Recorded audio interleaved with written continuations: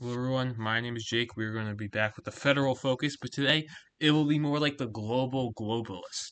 Okay? Because today we're going to be talking about global demographics.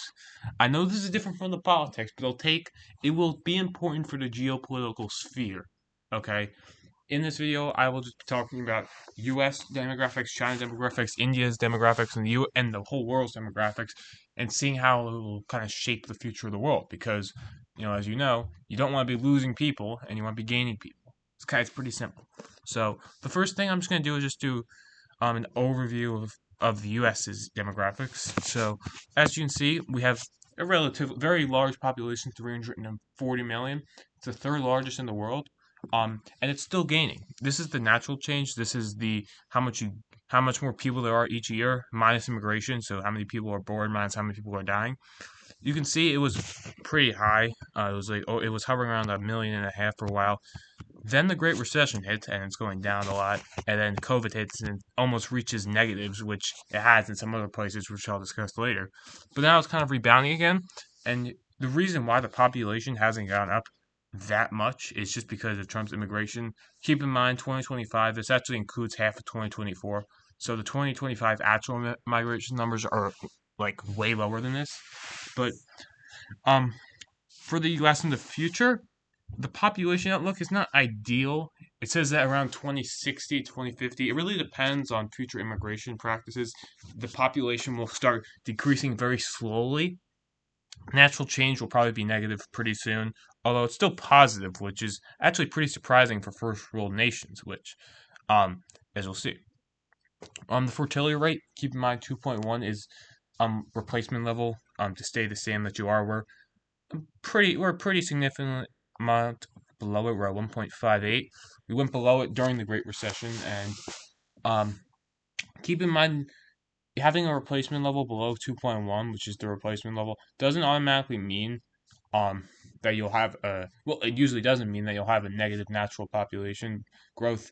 It's really difficult to explain. It's because of something called population momentum, where it's just kind of how it works. It has to be really low for it to take effect immediately. Um, for example, some places like South Korea, Japan, theirs is below 1. South Korea's is 0.78, I believe, which means that each generation will have a third as many people as the last, which is catastrophic for their um, population. For the U.S., just in general, though, um, it doesn't look too bad for us. Um, concerning immigration, obviously you don't want that much immigration. But it doesn't look catastrophic for us. It just looks kind of like it will go down a little bit. Keep in mind, a lot of places will go down, so don't know if it will really matter. But we're gonna be going on to India second. I'm gonna be saving China for last because it's kind of the whole point of this video. Well, maybe I should do it first, but I'm not. India is gonna be another huge nation in the future. Um, uh, keep in mind um, actually, never mind, never mind. Their population's the most in the world. It recently passed China in 2022, I believe, and they're still gaining on average 12 million people per year. But you can see the fertility rate's still dropping, which means they're eventually going to start slowing down their population growth. At the peak in 2001, it was gaining 20 million people a year. That's ridiculous. But right now they're gaining around 12 million, and I believe their population is going to keep going up through the end of the century till reach like 1.7 billion. Um, it's gonna keep a lot of places like India, which are like you know developing nations such as Africa. Places like Nigeria are going to become actually overpass the U.S. in population, but the fertility rates here are rapidly declining. Keep in mind they're still above the U.S. and above most places, but they're declining a lot. Like it was at 6 in 1966, which is a lot of sixes, but it's now below 2 and below replacement level. But it will be growing for a long time because it's barely under replacement level and it recently got it. So it's going to be growing for at least the next 50 to 100 years, probably. Depending, it could go up. Right, fertility rate usually doesn't go up, but it can, as we can see, um, in the U.S. fertility rate. Usually, when there's better economic factors, it sometimes goes up. It really depends because um, when there's more better economic factors, people usually have less kids because the kids usually survive longer. But on the same thing, they could usually have more kids because they can just support more kids. It's really complicated. It really depends on the situation. As you can see for the U.S., it reached below replacement level for the first time.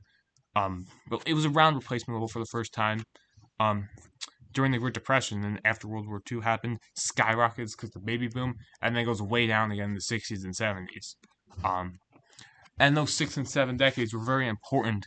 Um, in a lot of places, it wasn't just the U.S. who had this massive fertility rate drop. It was basically every country which had the baby boom, and then we're going up. Then now we're going down again. But it's kind of stabilized a bit. So I guess we'll have to see in the future how it is.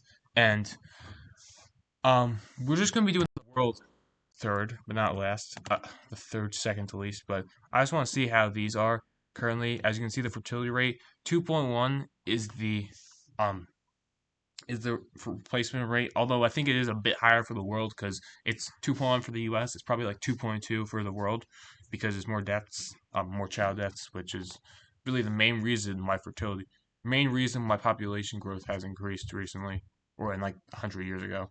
Um, we recently passed 8 billion, but probably within the century, the population growth will start declining. Although, who really knows? Population projections are all over the place, so who really knows what will go on? But on to China. This is the main reason why I want to make this video because the 2025 population for China released. I'm not like a demographic master, but I thought it was interesting. Um, we're going to start in the beginning. China, for hundreds and maybe even thousands of years, have had the largest population in their modern state. Um, as you can see from this map, population exploded. It was already extremely high. The reason why it's so high right now is because they're just in a good position for it.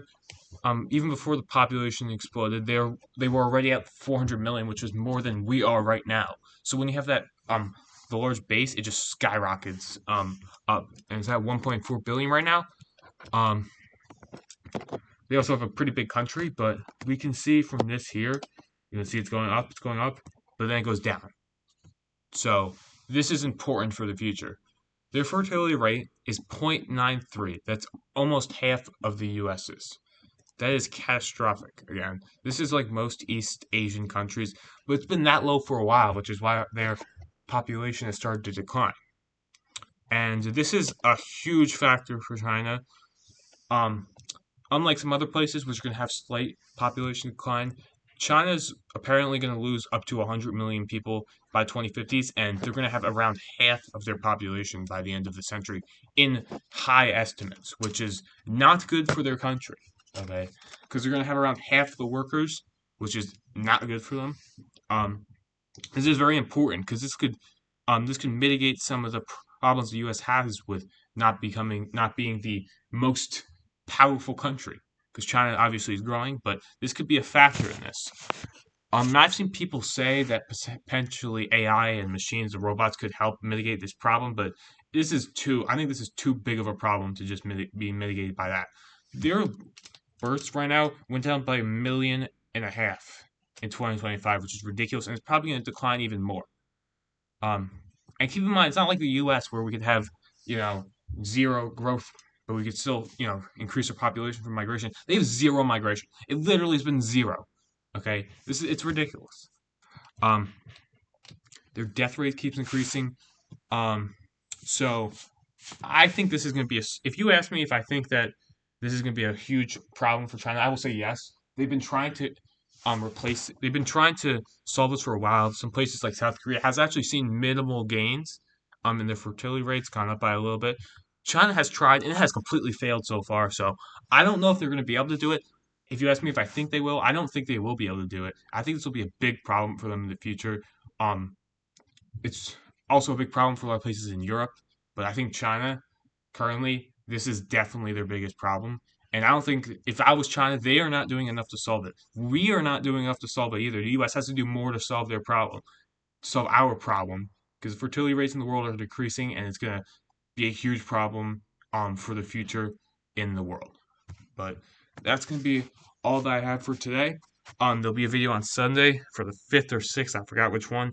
Probably going to talk about more of the Iran situation. But thank you for listening, and goodbye.